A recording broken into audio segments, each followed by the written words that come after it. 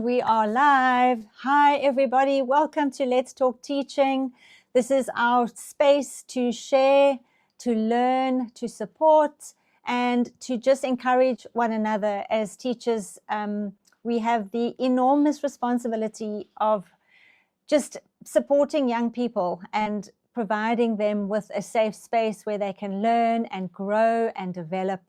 And the fact that so many of you signed up to this webinar tonight just tells me that you're amazing teachers and you're wanting to learn more about how to be more effective and how to support learners in the classroom.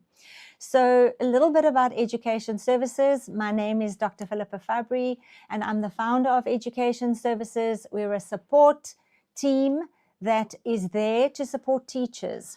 When I was a young teacher and I didn't know where to go or what to do, I could phone the teacher center and I could speak to the ladies there, and they would be able to give me the answers to some of my questions that I might have had when I started teaching. And I don't find that anymore. I don't think teachers sometimes know where to go for support. And so Education Services is that place. We have a Facebook group where you can also interact with other teachers. And we have this webinar series that we do every month without fail. It's usually on the last Wednesday of the month. And that is why you are here. So welcome to Let's Talk Teaching. The SIAS policy is what we are talking about tonight. And please feel free to kick off your shoes. Don't go and grab a cup of tea because you're going to miss something important. But be encouraged to ask questions, be encouraged to put comments in. We've got a live stream going, and if you do have any specific questions and you do have some concerns about the policy, please do send those through. We have a live chat going and you can put the comments in and I'll be able to see them.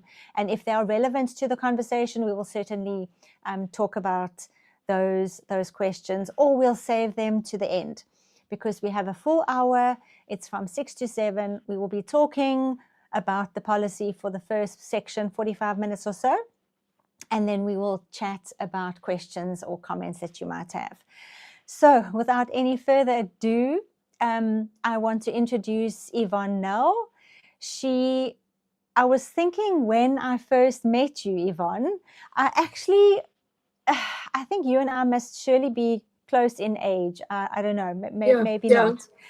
No, I think you are. But I feel like you and I've known you for so long, and welcome to this platform. I'm so excited that you were able to join us and that you weren't too scared to come on and be on the webinar with me. But maybe for those of you teachers who don't know Yvonne, I'm going to ask her to just give a little bit of a background as to who you are, what you do, and how you got into this, what would you call it, vocation? I don't know. Yeah. What did you call it?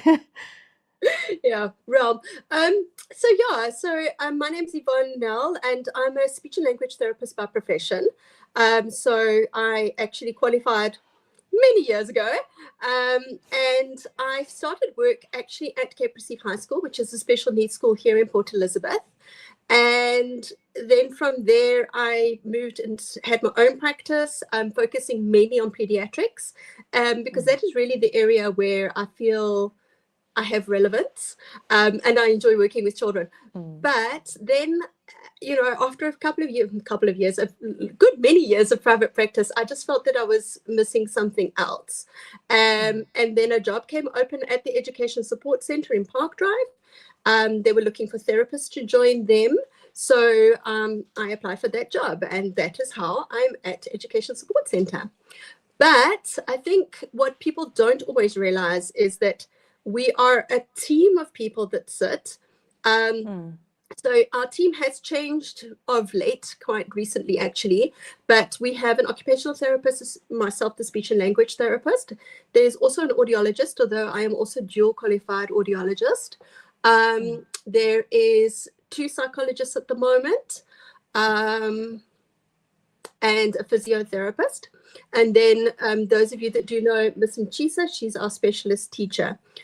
So when we kind of sit regarding learners, we sit and have a discussion about them and try and work out, what is going on, so we allow for everybody to have input into that, which I think is important, because sometimes we tend to look at things from one point of view. So I know a colleague of mine, the physio that used to work with us, she always used to say, if you see a child toe walking, an occupational therapist might go, oh, there's sensory difficulties. I might look at it and go, oh, I think it's autism. We need to look at the communication. And a physio might say, oh, but there's, a shortened Achilles tendon, and maybe that's the problem. So everybody kind of comes from a different perspective. And that's why it's important that we do work in a team. And so that we can offer you as teachers as much advice and support as we can. And Yvonne, when you say, so the team at the support services, so I was trying to count. So what are you, a team of 8? Yeah, 8, yeah. Okay, with only 2 psychologists. So let's just be clear. Okay, we're not a team of 8 psychologists. It's a team of people who each have a role to play to complete that puzzle about that specific child. Yes, yeah. Yeah. And how often, I know we're probably going to get to the whole kind of process, but how often would you sit as a team and talk about specific kids? We generally sit once a week. At the moment, we are not sitting once a week because we're busy with the assessment accommodations, and we have to adjudicate all of those as well. So that has taken precedent over the month of April, but we will start meeting again at the beginning of May, and then we meet once a week. But I think the important thing to sort of remember is that we get around about 100 S&A documents a month, and there's 4 weeks in the month. So we discuss 25 odd children or more a week, and they do take time. Some of them really do take time. And I think that is sometimes where people are like, why don't we have an answer yet? It does take time, and we already have a backlog. We generally tend to be around about 4 months turnaround for us. I think it's important that you've said that, and thank you for that. I think we need to understand how many forms you are being inundated with, as you say, 100 a month. I would have thought it was more, to be fair. Yeah. And the fact that that's not exorbitant, but it's also a lot. And you can understand if those children or those forms are coming in without all the right forms that are correctly completed, it does slow things down. And you also are talking about accommodations that have to be in by a certain date, and you don't always get those in on a certain date. So again, that is something that I think teachers, maybe we need to talk through some of or maybe I'm jumping ahead. Before we get to the challenges with the policy, let's talk about what the policy actually is and what SIAS is all about. And I think we need to also just touch on, Yvonne, what are some learning barriers that would fall under, or what would be classed as a learning barrier or a challenge that a child may have, which makes learning difficult. So let's first talk about learning barriers, and then what is the SIAS policy? Okay. I'm actually going to talk about it the other way around, because I think it's important to understand where the SIAS policy comes from. So the SIAS policy is actually, it was formulated in 2014, and a lot of people are saying that there's a new update. There actually isn't. I think there is somebody who's redistributed a form, but the policy stands as the policy is. It's a 2014 policy, but it was rooted in the White Paper 6. Which was published in 2001. White Paper 6, it basically looks at every child has the ability to learn, and every child needs support. And I often say this to teachers, I've got a 13-year-old daughter who is highly intelligent, does very well academically, but she went through a bad patch at the end of last year, just where she wasn't coping. She was feeling overwhelmed all the time and things like that. And that is in itself a barrier to learning. So even though she's academically strong, it doesn't mean that she doesn't need support at certain times. And that was just one of them. And so the SIAS is really there to sort of guide support. Now, I know a lot of people say, when do we only fill out the SIAS documents, or only fill out the S&A forms when we want to refer to the Department of Education? And the answer is no, because it's a policy. So I know it's sometimes difficult, because as teachers, sometimes we keeping our own records and we're not formally putting them onto S&A forms and things like that.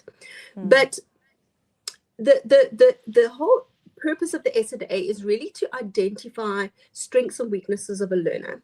So the S&A documentation, which stands for Support Needs Assessment, is basically looking at strengths and challenges. And that's your screening process. So that's the first S in the word SIAS. So you're screening by identifying strengths and weaknesses in a learner.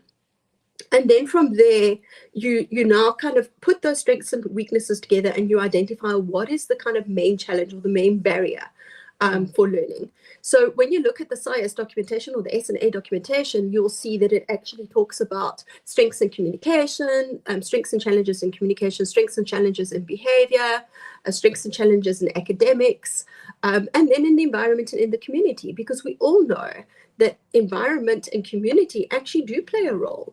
You know, so it's important to look at that, to know sort of like where the children have come from as well.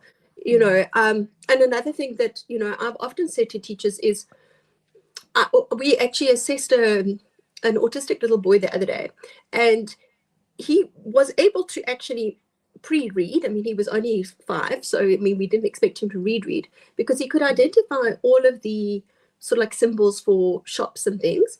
But so every time we showed him something like wimpy, he'd say burger, spur, burger. Association. Pizza. So he had the association. So he was able to identify what it was, but he had the association because nobody had actually said to him, hey, but that's Debonese. Look, there's a duh. So we know that that's also part of his background. And so his background coming in here also plays a role. So it is important to look at that as well. So yeah, so the SIAS policy is actually there, as I say, to sort of like guide the screening of what's going on, identify where the problems are, and then if we need further assessment, to try and look at the assessments that we can do. And people have always said, oh, but the assessment needs to be done by external professionals, therapists, psychologists, etc. And to an extent, that is true. Sometimes we do need that information. But we also need to look at what the teacher can assess, because sometimes they can assess, well, if I put the child on a computer, does it help? Or if I move the child to the front of the classroom, is that helpful? So that in itself is just a little bit of an assessment that you're doing yourself, even though it's not a formal standardized assessment. That is available for teachers to use. Or even things like, okay, so the child can't read on grade level. Okay, so where is that breakdown happening? Can they read on a grade 2 level or whatever? So teachers can actually do that without needing standardized assessments, but obviously if they have standardized assessments, they can use those as well. Where does school readiness fit in? I mean, when you're talking about screening, I know there are some grade R teachers here. So would that fall under the same kind of thing, or is school readiness a separate screening that has to happen before a child starts grade 1? I think it's part and parcel of the same thing. I know there are a lot of teachers who prefer to have it actually kind of like said by a psychologist, this child is not ready for school. But I think oftentimes teachers know, but they just want that confirmation, because parents don't or a second opinion. You need that second opinion. They need that second opinion to make it stronger. So I think that's why. But if you start looking at the support needs assessment documents, again, you're identifying the barriers by looking at strengths and weaknesses, and you can see, okay, look, this child doesn't have the visual perception. He doesn't know his shapes, can't differentiate shapes, things like that. Then you can go, okay, but then he's going to struggle in grade 1 because if I can't turn the shapes, if I can't identify shapes, then how am I going to be able to identify letters? So I think that's sort of like, so it forms part and parcel of knowing that this is a barrier to learning. And there is a barrier to learning, but that doesn't necessarily mean that you need to refer to us.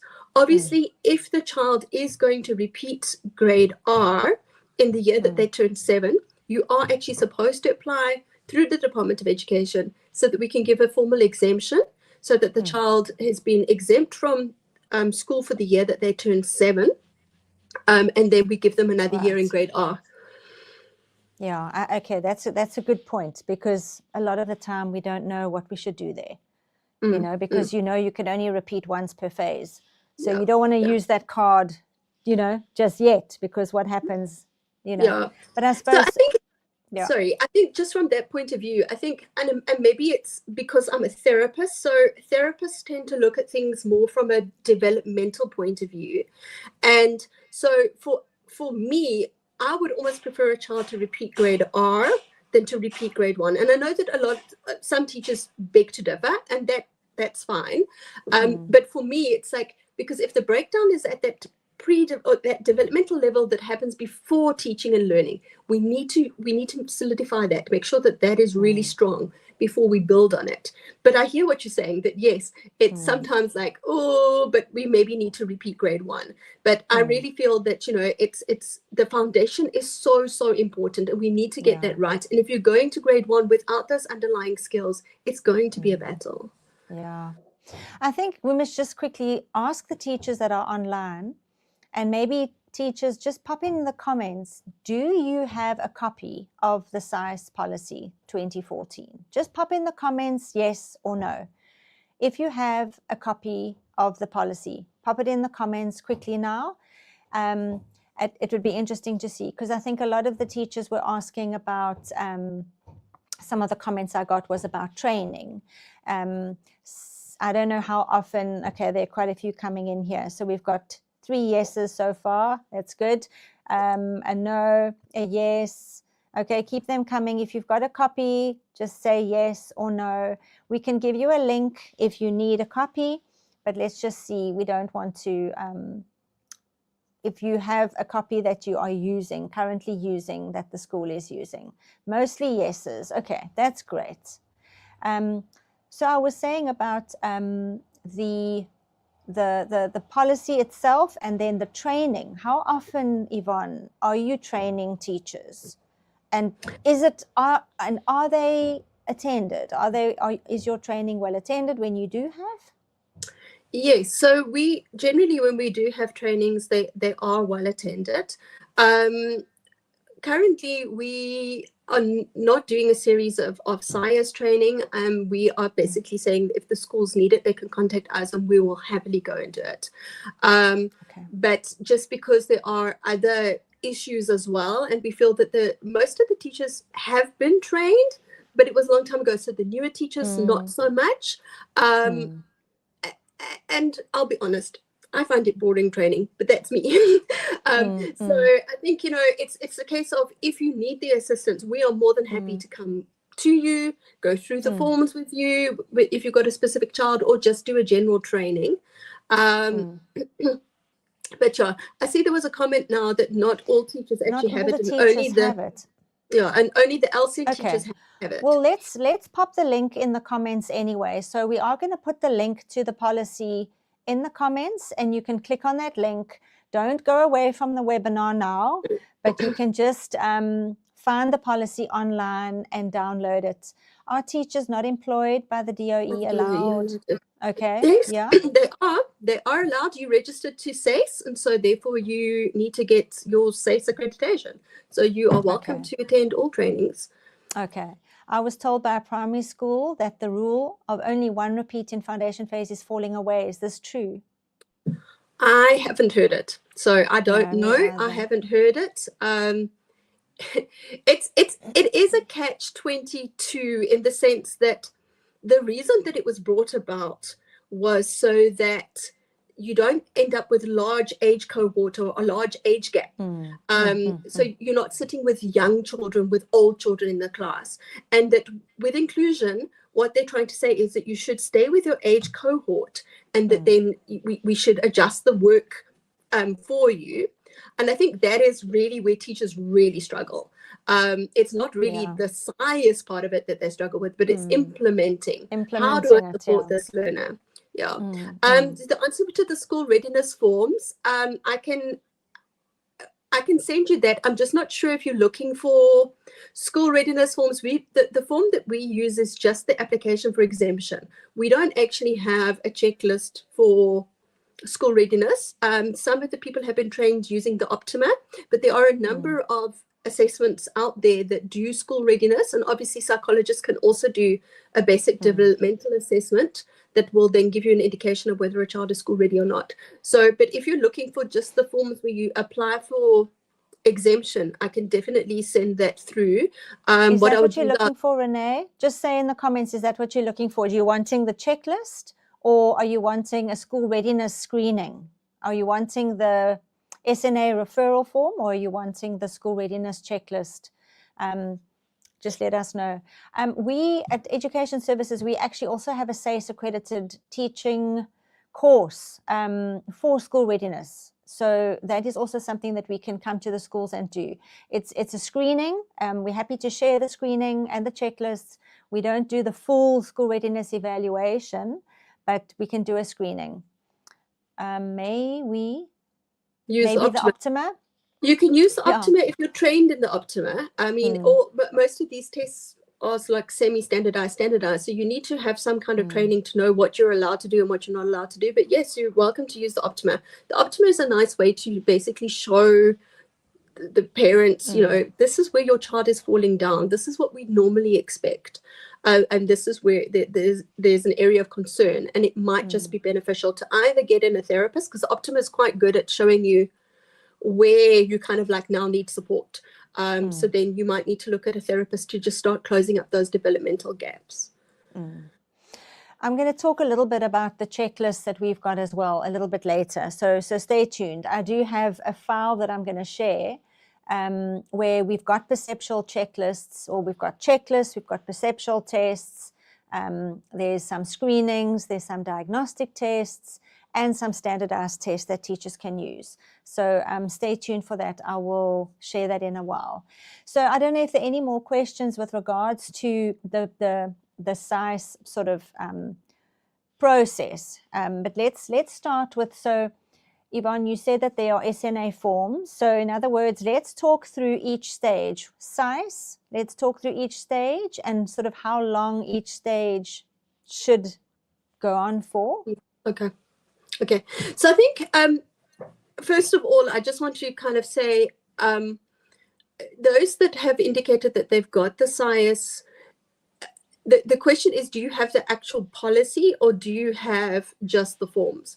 Because the forms are one thing, and the forms help inform us, but the forms actually form part of the policy. And it's actually nice to have that policy to be able to read what it is actually about. So yes, so this whole SIAS is an acronym. So it stands for Screening, Identification, Assessment, and Support. So the screening phase of the SIAS starts off where you fill out, the teacher, classroom teacher, fills out SNA 1, basically looking at the strengths and weaknesses within the classroom. That is where you start screening a learner. Now, I have often said that every child actually should have an SNA 1. But I know that it is quite a hefty lot of work. As I say, it just looks really bad because it's like up to page 52. But it's actually not that bad. And I know, because whenever we have our meetings, I actually summarize it all into a paragraph, so that we've got some background to use when we have our discussions. Rather than going paging, we just try and put it on one document for everybody. Yes. So, but yes, you know, you want to start looking specifically at it when you're noticing, but this child is not coping as well as the other children. This child, there seems to be something off. Then you want to start looking at your SNA 1 and going, okay, well, what are his strengths? What are his challenges? Where are these difficulties? So that sort of like starts off the SNA 1. Then when you get to the end of the SNA 1, you're basically going to start to identify, where are the barriers? Is it in the realm of communication? Is it in the realm of visual perception? Is it in the realm of behavior? So you start having an idea, and that is your identification. You're identifying what is the main area of concern here. Okay, then you may find that you want to do an assessment and you want to refer the child out. I know when people were asked to register, there were some questions, and I know that one of the questions was about, well, where do we refer to? And the easy answer would be refer straight to Education Support Centre in Park Drive. But unfortunately, as I said, there's only 2 psychologists. So to actually get through all the assessments, and we were also sitting without a psychologist for almost a year, and then we got a new one, then that one went away. So it's been a problem, and so we do have a backlog at the moment. I think can I just jump in and ask whether your psychologist can assess isiXhosa, Afrikaans, and English? Yeah, so we've got a Xhosa psychologist, and we've got a lady who can speak English and Afrikaans. So we can assess in all 3 languages. As I say, it's But where would you prefer? There's a lot of barriers to our process as well. Also, just from the point of view of resources and having the assessment material to do it with. So that's a whole different ballgame that teachers don't need to get into, but they do need to understand why there are sometimes backlogs, because it's very easy to go, but the Department of Education is not helping us, and we kind of going, our hands are tied, we want to help. So I think but I also know that there are teachers here from other districts as well. You know, it's not just Port Elizabeth. So every district has got their own challenges and their own resources, right? So we're talking specifically of the Port Elizabeth district. I don't know where to send people in other districts. Would you know? Where would they go? Like, we know Park Drive, we know where to go. Yeah, so basically, the CMC head should actually know, because there's supposed to be a team at each CMC. Now in Port Elizabeth, it works a little bit differently, just because we've always had our Park Drive building, and the CMC heads where they sit is not always relevant. But like, for instance, in Sarah Bartman, your CMCs are Graaf-Reinet, Humansdorp, and Makanda. So they have to have a team in each of those CMCs, because otherwise you're just too far away from the resources. But again, we're not actually, I don't think there's anybody who's got a full set that you're supposed to have, like one of each therapist in at CMC level. But yes, so basically that is what they should do. Also, when we come to the psychology assessments, if we want to do assessments, sometimes it might be worthwhile working with Euclid. So Nelson Mandela University, their students do assessments, and it's reasonable, because the students need to do it for practice, and it does get the information that we kind of need. Yeah, so it seems to move a little bit faster there. It's still slow, but it does move. Obviously with them, there are times when the students aren't there, so that they don't do assessments. Whereas at the moment, I mean, we are sitting literally with about a 18-month backlog. So we are really struggling to keep up with the number of assessments that need to happen. But assessment, from a professional, from a psychologist, yes, we definitely need, if we're looking to try and place a child out of a school. But the whole purpose of the SIAS document is not actually placement. The whole purpose of the SIAS document is to guide us towards that final S, which is the support.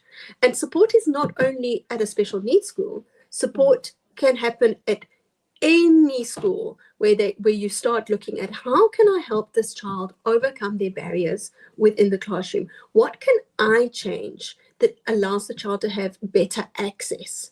And it might be something like, oh, the child struggles to write independently. So when we set up an essay, and I know a lot of the teachers here are sort of like primary school. So, when we're setting up a story, then we give them, a writing frame or story starters, or, just where they can fill in the end of a sentence, because that just helps scaffold them between the independent task of write a story about your weekend to, okay, at the weekend I did this, and then I did this, and we went to where, and I really liked whatever, So I think that's the important part that we look at is that we look at support, and that is why. So a lot of teachers don't know this. So listen up, everybody. Sorry, I'm just reading the comment. I'll talk to you about that now. We need teachers to understand that the whole SIAS process, there's stats that we actually need to report onto head office that goes to DBE, so it goes to the main basic education department, is how many SIAS documents were completed, particularly in the foundation phase. Now, it's difficult because we don't actually know those, because if you're doing the whole SIAS process within the school, the district doesn't actually even need to know about it. But where the stat is coming from is that teachers are supposed to be using the SIAS document to guide them. And so it guides them towards, as I say, identifying the barrier, trying a few things to see if we can change something for the child, be it, putting in little exercises, everybody does eye movement exercises, or everybody does fine motor exercises, or something like that, during the day as a break, as a movement break, whether it's allowing a sensory corner, so where children are just feeling overwhelmed, they can go to. There are little things that we can do to help support learners across. And if we're unsure and we haven't identified properly, then yes, you refer to district-based support team. District-based support team then says, okay, well, what have you done? Okay, that's where the important part of the SIAS document that is supposed to come to us that we don't get at the moment is the individual support plan. The whole process of the SIAS documentation is to lead us to what is the support plan? What am I going to do for this child? Now, I know on those forms, the example is bullying.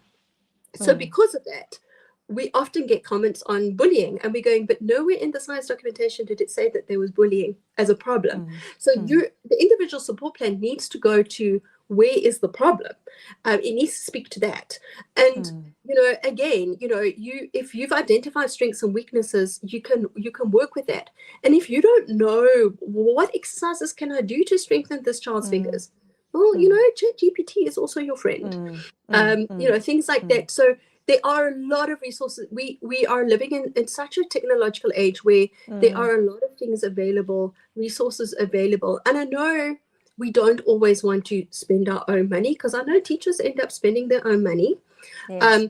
So teachers pay teachers is lovely. But if I don't have $2 to spend, because, I'm also, struggling with the fuel price and everything else is going off, if you just ask an AI to give you some ideas, they can give you ideas of what to do that doesn't need to cost a lot of money. So you can say, we're in a low resource school, what can we do? And it will actually chuck ideas at you. So that is really a nice resource to use. Yes. So the big thing is to have an individual support plan to support the learners in the classroom. Once you've gone through the whole process of screening by filling out the strengths and weaknesses in the SNA1, by identifying them, what could be the difficulties. And then if you are now stuck, you go to your school-based support team, and every school should have a school-based support team. Let's ask people to quickly put in the chat as well. Does your school have an SBST, a school-based support team? Let's just have a quick look. Does your school have a school-based support team that should meet regularly and discuss children who are struggling? Let's quickly see. Put in the comments, yes or no, does your school have a school-based support team? And then, Yvonne, while people are doing that, just who could they connect with at Ku? I couldn't read that. Yeah, Kukumpu. I'm not even sure where it is. So, you would have to go to your closest district office and then ask them, so basically, I mean, you can ask is it East London? Okay. East London, you can go to to BCM. So the BCM officers, they have psychologist. They've got lovely learner support agents there. They've got a speech therapist there. So yeah, BCM offices is the BCM? whole metro. They runs for the whole metro and Buffalo City Metro. Okay. So I hope that they, answers your question. Is it Carol? Carol Bass? Carol? I hope that answers your question. Otherwise, what it's always good to do is to connect with your EDO, because your EDO, your Education and Development Officer, should know who to direct it to. And this is where we really need to start working more closely with the curriculum, but also with the EDOs and the CMC heads, because they actually do know who does what. Okay. And if you don't find anyone there, then just contact me and I will try and help you find it. But there are lots of yeses. School-based support teams, yes. So that is so encouraging to see. Because if you have somebody, and again, that school-based support team needs to be coordinated by somebody who has a real heart to help children who are struggling. And if that person is efficient, that team should be meeting regularly, maybe not once a week, but I think at least, once a month, minimum once a term. But really, there's always going to be children who are needing to be discussed. And then you bring those concerns. As a teacher, if there's a child that you're worried about in your class, the whole point is that you then can meet as a group. And as Yvonne is saying, everybody sees something different in that child. So the phys ed coach sees something different. The headmaster might see something different. The art teacher might see something different. The maths teacher sees something different. But it's important that you get everybody's views in order to make, the recommendations that are needed. So that's what the school-based support team is meant to do, is to be supporting teachers in making the right decisions for the child and for the learner. So what I often say is that your school-based support team, because it has such an important role, is really, it should comprise old teachers, but teachers, wizened more teachers, experienced, who have the experience, and have been there, done that. But also we need the young teachers, the visionaries. I mean, I remember when I qualified, I'm going to take on the world and change it. And we actually need that. We need teachers who are going to maybe look at things a little bit differently, or let's try something radical. So you actually need those teachers as well. And I think sometimes those of us that are older kind of like go, ooh, that's not such a good idea. It's not going to work. But sometimes we need to let them try it, because it could work. And we're just so sort of stuck in our ways that we don't want to do that. So it is good to have that. The other important thing while we're talking about school-based support team is, guys, the school-based support team, the coordinator is not the one who fills in the paperwork. The paperwork must be filled in by the class teacher, because the class teacher knows the child better than anybody else. Yeah. And then who fills in the forms for the accommodations? Again, that's the other thing, that teachers often want the most recent forms. So every year there's a new set of forms that they have to fill in to apply for accommodations, and there's a date that they have to be filled in by. And it's also important that every phase the child needs to be reassessed before they go into the next phase. Am I right? So a foundation phase child needing accommodations, do those forms still have to be sent in for accommodations, or can the teachers just be doing those internally? At what stage does it become now it needs to be an official permission given? Generally speaking, foundation phase, the teachers already do adjust. I mean, as a foundation phase teacher, that's what you're doing. That's why, guys, if you stuck with a child, go speak to a foundation phase teacher, because they often have different ideas and they understand a lot of these backlogs. But honestly, even at foundation phase, we can apply for assessment accommodations, formal ones, particularly for children who've got vision problems and things like that. We want it documented early. But, things like a reader, most teachers are reading their papers anyway at this stage for them, so do we need a formal reader? Perhaps not, because everybody's being treated the same. But you do want to know that come grade 4, we're going to need to start applying for that formally, because now you're writing independent exams, And independently, then you need to be able to say, okay, but this child can't do it independently. The child does need support. Need the reader or the And so scribe. then we do need to do it. And that's the other important thing is because assessment accommodations are such a, like, it's almost like a thing where we have to be very careful that we don't overcompensate for a child, and we don't want to make things too easy for them. And so because of that, we do need formal assessments, normally by psychologists and things. And so it's really to know, it's important to know what, I've lost my train of thought, I'm sorry. Who you're referring the child to, because again, you don't want to send the child to the wrong person. You know, a psychiatrist is not going to be the one, I don't think, I might be wrong, but I think a psychiatrist is not going to be the right person to do a scholastic assessment. No, you want to basically send it to an educational psychologist or a counseling psychologist. Yes. And or clinical, so right? that was, so that's what I actually wanted to say. So but also if we know that it's coming, is to say to parents, you know what, we're going to need this assessment. Can we start putting money away for it? Because we do need to do it, as I say, formally. It has to be well evidenced, documented, etc., etc. And I know it becomes costly, and that is, it's actually very sad for me, because every year we sit and we do these, and it's the privileged schools that send in all these applications, and you know, parents have gone and had their assessments done, and it is very sad, because there are other children that will also benefit, and that's where, you know, it comes down to, you know, can we save up for it? You know, if a parent knows that they've got a year to save up, you know, if they're putting away 100 Rand a month, you know, we're getting somewhere. So things like that, you know, it's important to know that is coming. And then, as you said, it's every phase. So grade 4 to 7 is one phase, and then grade 8 or 4 to 6. 4 to 6 is one phase. 7 Yes, to 9, sorry. 10 Yes, to 12. 4 to 6 is one, and then 7 to 9, and then onwards, FET phase. So yes, so we have to do all of those then. Ideally, we want everything documented by the time the child goes to high school, because then it kind of kicks in for the child. That we have had where people are applying in matric, and it's like, well, why now? Where was the problem before? So that is it. But the accommodations, yes, that's a lot of paperwork, because we need evidence from the SIAS.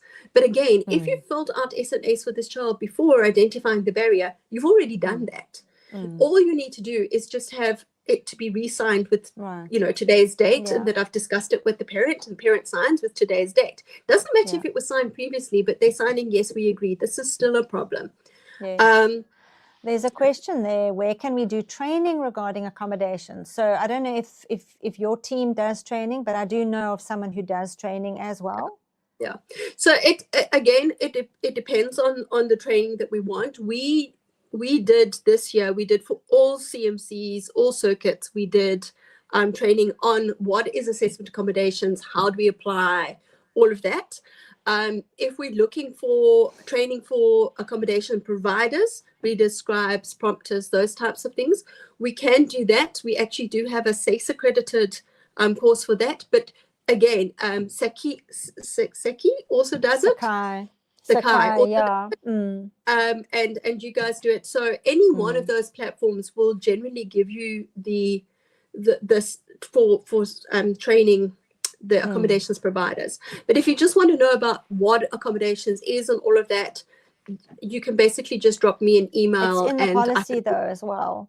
It's in the SIAS policy. It clearly identifies all the different accommodations that are available. And there's the latest manual as well. So there's a new manual that was published last year, accommodations manual. I will need to send you the link later on, but maybe tomorrow we can distribute that, because the new manual, it's actually become horrible, because it's sort of being quite prescriptive. So for a reader or a scribe, it wants us to have more than a 3-year backlog. Now, those teachers here that are foundation phase teachers will say, Grade 4, How? 3-year backlog, what? You know, grade 4, if you've got a year's backlog, it's a problem for independent exams. So there are problems with the policy. Unfortunately, we don't write it, but we have to prescribe to it. Right. So yeah, there are some difficulties that we are aware of. Okay. So yeah, I think it's Belle.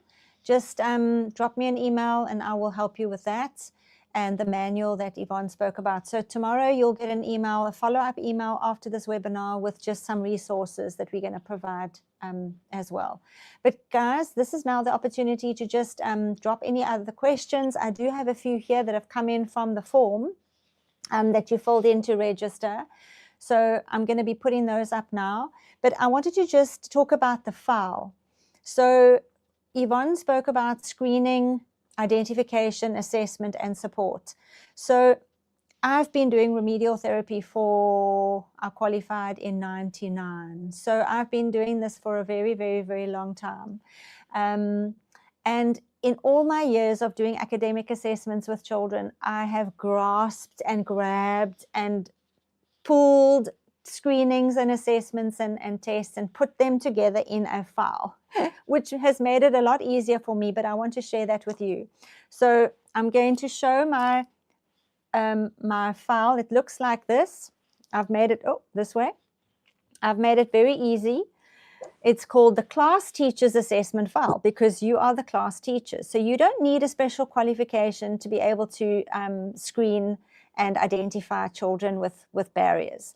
All right. So it's divided into checklists. Okay. And just bear with me because I'm going to page through the sections for you. So I've got checklists in here, which go from your how to identify a child, you know, what are the certain things that a child is struggling with. Yvonne spoke about the areas. So you're looking at spelling, reading, written expression, oral expression, work habits, handwriting, and behavior. And you can literally just tick where the child's, you know, areas are that are challenges. The ISP looks like this. It's not the same as the one in the SIAS policy, but it just helps you identify. It makes it easier. It looks like it's easier to fill in. Yes, it is. And you can, it's very easy. You can attach that to your SIAS. You don't need to use the one that's in the SIAS because I think this does make it a little bit easier to understand what you're doing. And you can just attach that as long as there is an ISP there that we can see what you've been doing. So that's fantastic. Thanks, Philippa. Yes.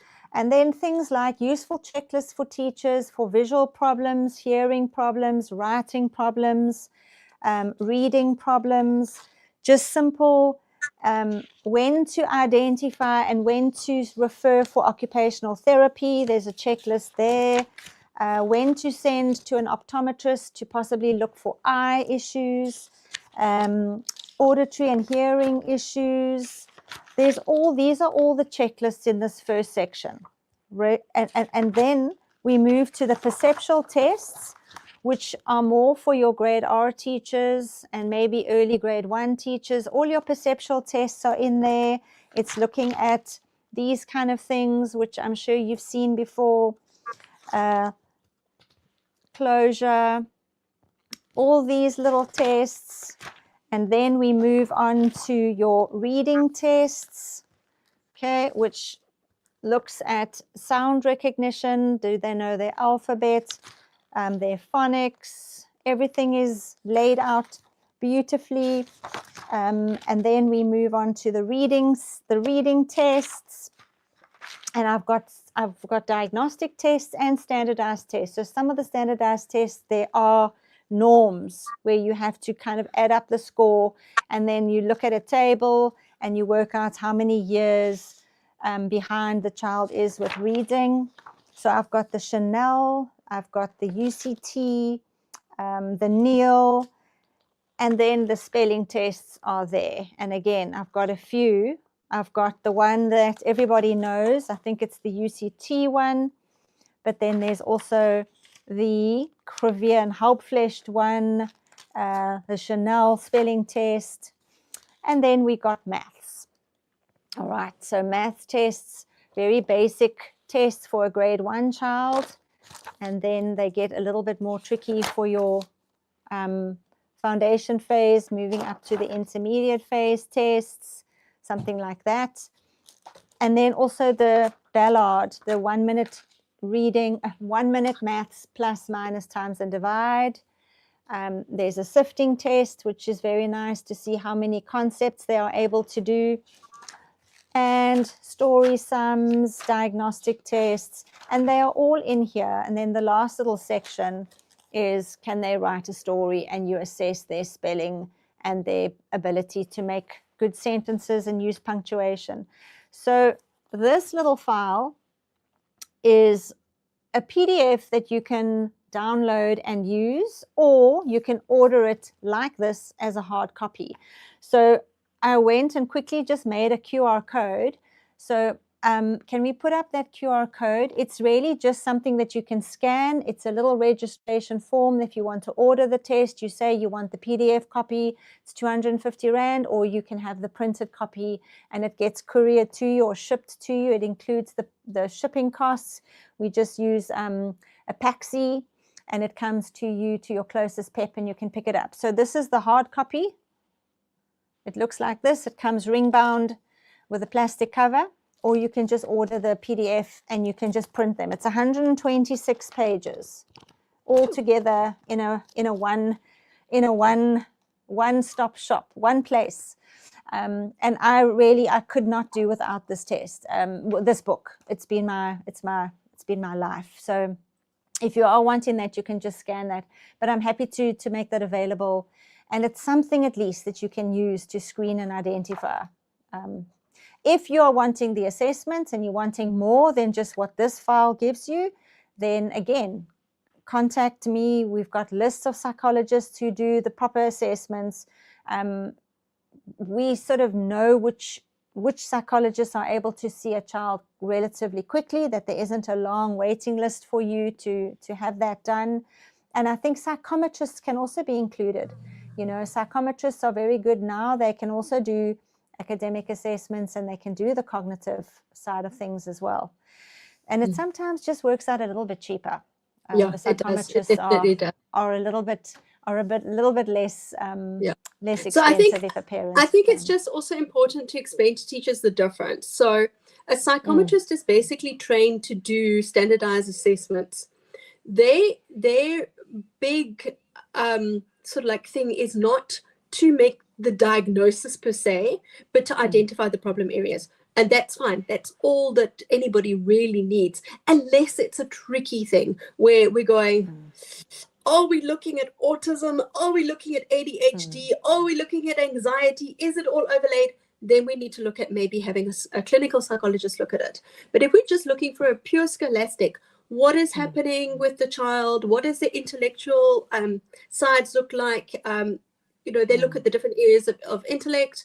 They look at verbal, non-verbal. They look at visual, perceptual, all of those kind of things. And so that's just the scholastic side of it. And the psychometrist can do that. And they are a lot cheaper than a proper psychologist evaluation. And as I say, it's just as good. It's just that they won't necessarily give you the full deep diagnosis. So for some children, yes, we do need a psychologist. But for most children, just to really understand why are we struggling, it's good enough to have the scholastic. Yeah. Shanae, I'm happy to have one per school, and then you make copies.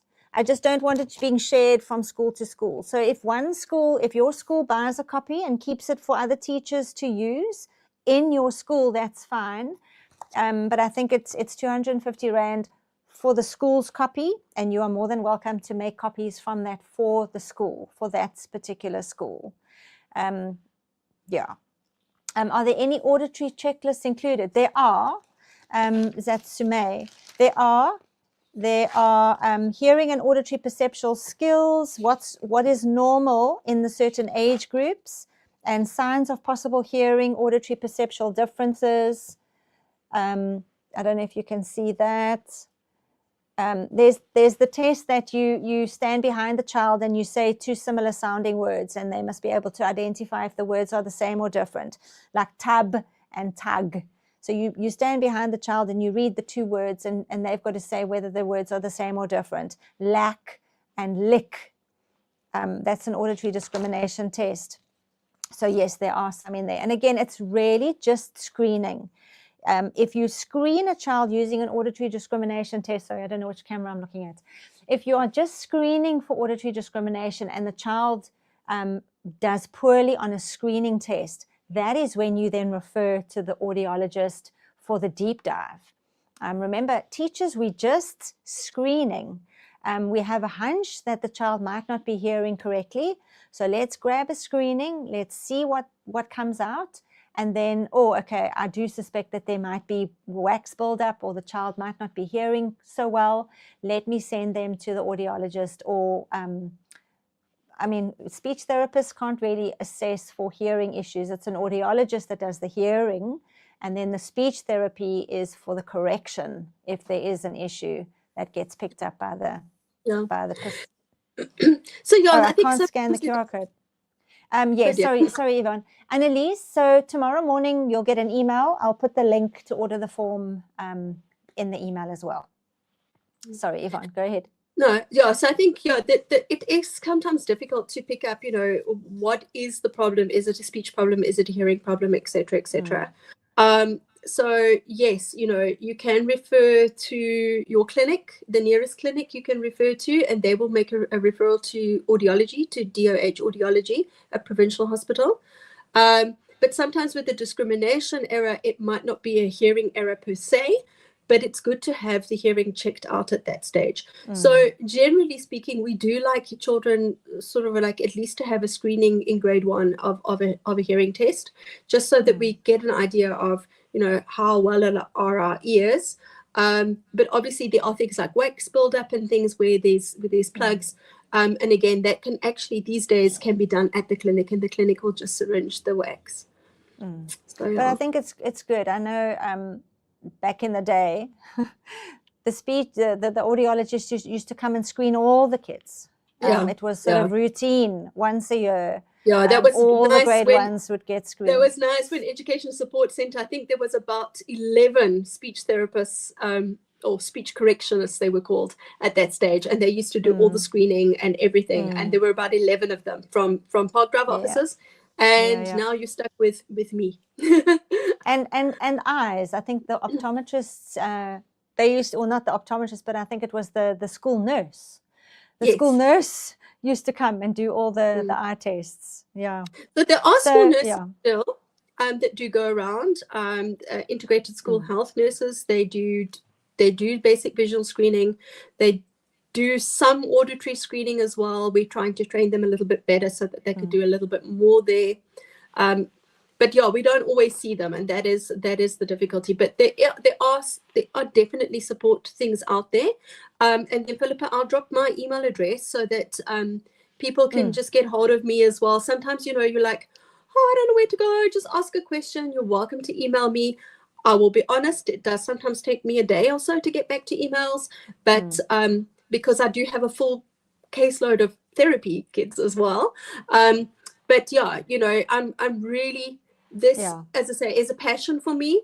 So I really, if there's some way that I can support you to help a little kiddo, I'm more than happy to help.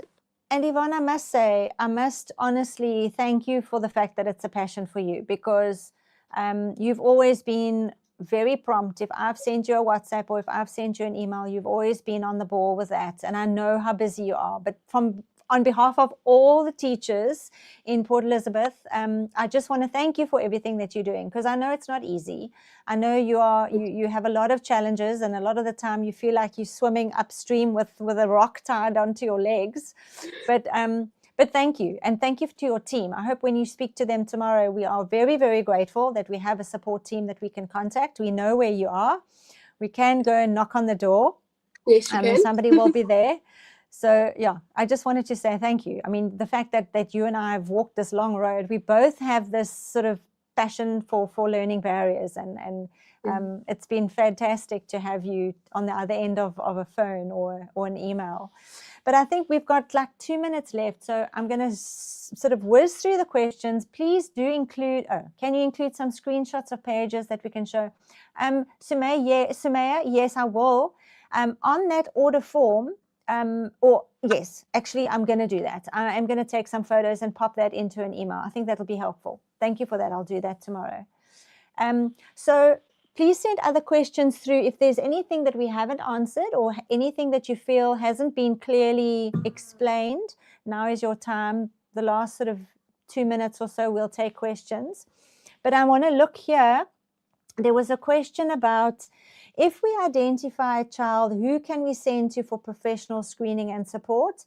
So I have a list of our sort of psychologists and psychometrists in Port Elizabeth who I know deal specifically with scholastic assessments. So you can always email me for that. It's a list and in no order of preference, but it's just people that I've come across over the years. I like to read their reports. Their reports are very clear, and they always include recommendations for teachers.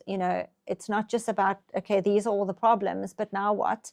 They always include recommendations for teachers, for parents. And so, again, those are therapists and practitioners in private practice who teachers can give over to a parent to go and say, maybe you need to just have a further assessment done. And then the digital... No, sorry, go ahead. No, I was going to say, I think, it is important that for some children, we do need the identification. But also, if you just are struggling, as an SBST and you're going, okay, well, we don't know what else to do with the child. That is actually the role of the DBST. That is actually why you send forms to us. As I say, it's not about placement out. So I know on one of the forms, somebody was saying, and we send it. Yeah. We send to the DBST and then what? So you send to the DBST. As I say, at the moment, it's taking us around about 4 months to get through to where we discuss a child. And then we discuss the child and we decide what the child needs. We do tend to look at placement, but we don't have to. So oftentimes, teachers will sort of like ask for placement, but we really want to turn that around where teachers are going, no, it's not placement that we're looking for. We're looking for ways to support the child. And then what we actually do is we have started this year sending out a file of information for teachers. Some of it is home programs that parents can do at home, things that teachers can change in the classroom. So there is actually then cheat sheets that they can go back to and then use and try and implement in the classroom. We are supposed to do the full ISP, but we find that it's quite difficult sitting apart from the school to be able to do the ISP, because we can give you ideas of what you can do, but we can't do the ISP because we don't know how your school actually runs. So what we do is we try and feed you, try this and put that into the ISP, put some of those things into the ISP, and then you can adjust it as you go along. So that is really what our role is supposed to be. It's where we are supporting and becoming alongside the school-based support team to help you with children that have the barriers that you're struggling with. So that, as I say, with the support, and it's not just about outplacement. And I think it's important to also note that we don't have enough special needs schools in PE. So we can't pass kids along. There are those that obviously need the special needs schools or the ELSIN schools, but then include the inclusion. The whole white paper policy is all about how do you include children, and we don't then need to palm the children off onto somebody else. Obviously, we're talking about different low, moderate, and high needs learners. So we're wanting the learners with low needs, moderate needs to remain in the mainstream classrooms with support. And it's not to make teachers' jobs harder. It's not to put more on your already overflowing plates. It's not about that at all. But it's about how to provide the best learning experience for the child, for every child, so that everybody is benefiting. The parent, the child, and the other learners in the class as well. Thank you, Shanae. Yeah, you're very welcome. I'm really I feel that we need more of these. specifically dealing with how to support a child with learning barriers or a neurodivergent child, because I think teachers are seeing more and more cropping in, and it's about how to make teachers more able, how to empower them to feel more able and effective in the classroom. Okay. Is there a list of special needs schools? Yes. Yes, there is. Belle, you could contact me. I'm sure Yvonne's also got a list. But there are lots of independent schools that are catering for learners with different needs. I prefer the word different needs than special needs. But yes, there is a list of schools, so you can certainly contact me there.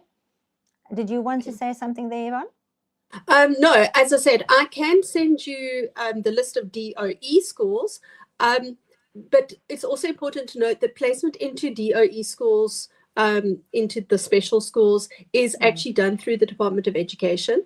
So yes, if you want to know the information so you know what you're looking for, you're welcome to it, but you don't need to make the decision.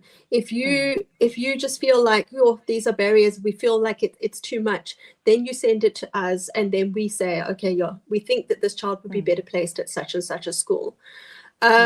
And then somebody was asking about, does we need to send if the child needs to be retained? No, you don't, because that is done with your EDO. So you should have the SIAS documentation available, because that's going to be motivating for you. So I know a lot of teachers have complained to me about, but the EDO just wants to pass the child on. And what I say is, but you need to have evidence to say to him, look, this child has got severe backlogs. Let him repeat this year so we can, and then the idea is not that we just repeat the year and do the same process again, that we repeat the year and we put things in place to try and help the child to close that gap. So yeah, you don't need it to send to us at Park Drive, but you do need it as your evidence of why you're saying this child needs to be retained. And then she's saying, what is the rest of that question? At the end of the year, even if we do not need assistance as yet from the DBST. As I say, it doesn't come to us. It's just in your paper trail. Evidence. Yeah, you need a paper trail. Could we have access to cheat sheets when we have successfully screened pupils before taking it further? Could we have access to cheat sheets? You can. I mean, you can make your own, but if you want access to ours, then we need to know what the barriers are. So you need to submit the SNAs. So generally speaking, if you just want support, you submit SNA 1, SNA 2, and then the individual support plan, which is part of SNA 2, and DBE 120, which will say, sure, I'm struggling with this. But the idea is, yes, that after there's been a number of children from your school referred, you should actually have a stack of cheat sheets that you can just access yourself. So that was sort of like the kind of thinking behind it as well. And then there was a question about the digital version. Is it okay to use the digital version of the SNA 1? I think she's asking, and how much detail is expected? Okay, so it's very hard for me to say what the digital version is, because again, things have changed. I know during COVID there was somebody in Gauteng had adapted the form and made it quick, and it's just a tick. Guys, please, that is not enough information, because it basically says the child has academic and learning difficulties, the child has behavior difficulties, and that is it. That's not enough for me to say, well, what academic difficulties is this child having? So we do need a little bit more meat. For instance, if a teacher says to me, okay, the child's in grade 8 and cannot read and write. Okay, that is quite wide. Against a teacher that says to me, the child is in grade 8. The child struggles to write independent sentences, and some of his spelling, I can't read, I don't understand it, but he can copy well. That already helps me a lot to know, okay, well, obviously the visual perception is not such a big problem because the child's able to copy, but maybe there's an underlying language issue that's making it difficult, along with then the spelling and understanding the sound to the speech sounds to letter, for the phonic change, so phoneme grapheme. So so yes, we need as much detail as you can provide, but also I am also aware that you've got 36 kids plus in your class. And so you want to make it as short as you can, but where you're giving information. This is, as I say, just saying there's academic barriers. What, how, why?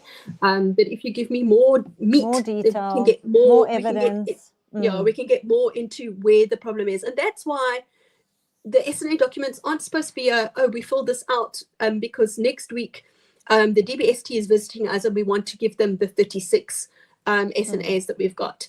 It's literally about, okay, well, we started this a while ago. This was a problem. This was a problem, but now we're seeing it's becoming worse. And now we have now there's a big challenge. Let's forward it now to DBST, because now you've had time to like mince with it and to know, okay, look, this is the detail that's kind of critical now. Yeah. And there's a question there about completing the forms on SAMs. SAMs, and they disappeared. Yes, I am aware of that. I'm aware of it actually for about 8 years ago when we first started. The SAMs just lost stuff.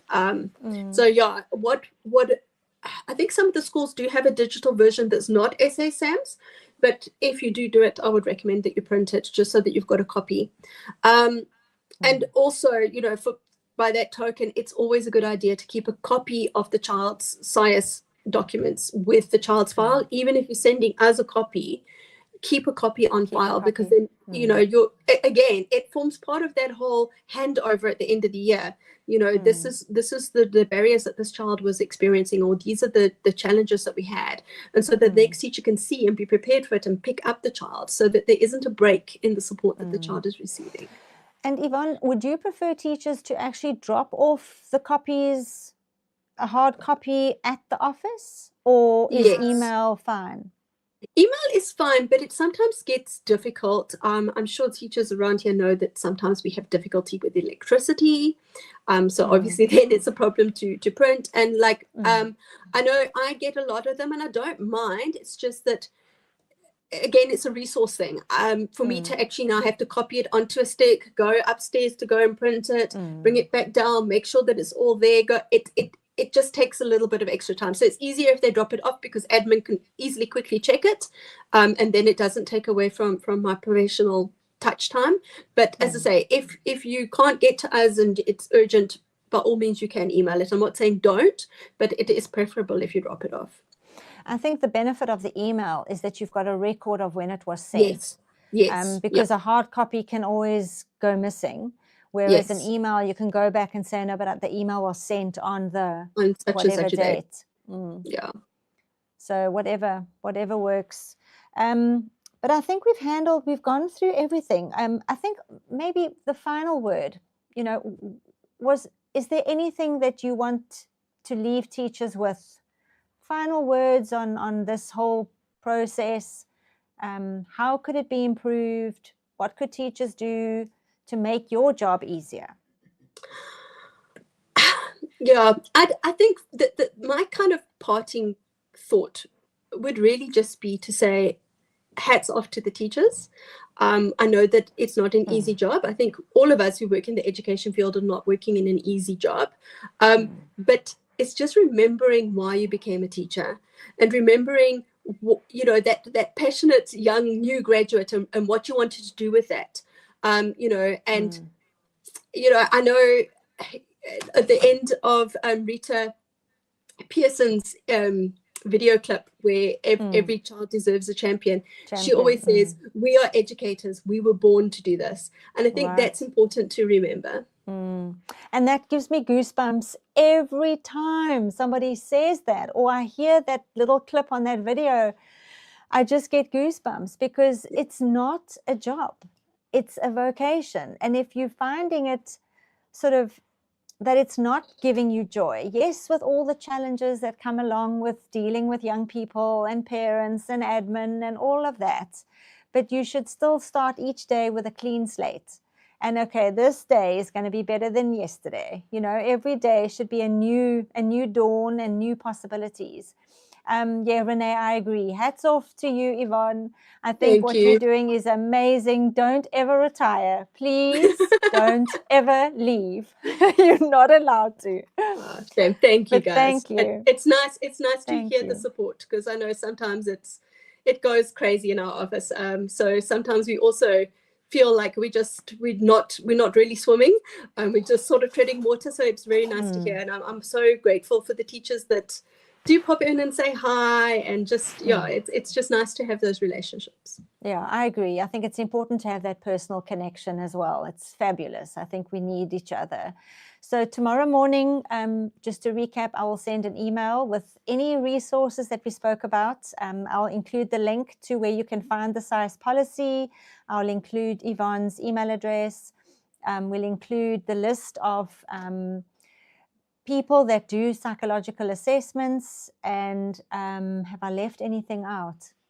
And then obviously the file where you can order the file from as well. Yes. Your link for your file, because My it link. is an amazing treasure trove that really I hope that teachers are going to use.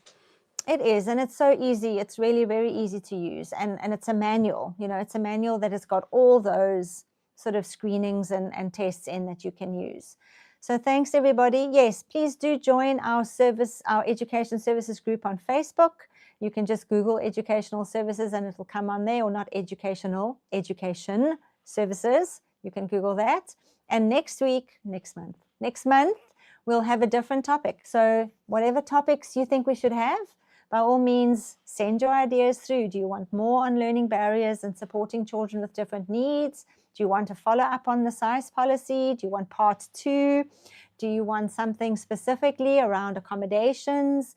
Maybe we could do a training webinar on accommodations. Whatever you want, we'll try and find the person that we can bring on board as the expert and help. That's what we are here for. But Yvonne, thank you very, very much. Go and enjoy the rest of your evening. Thank you, Philippa, for having me. It's been a great Thank you for your time. Yes, thank you so much. Thank you. I really, really appreciate your time. And thank you, teachers. Go and enjoy the rest of your evening. Go and hug your children, give them a squeeze, read a story, and just thank you for everything that you do. Have a good evening, and we'll see you next month. Bye. Bye.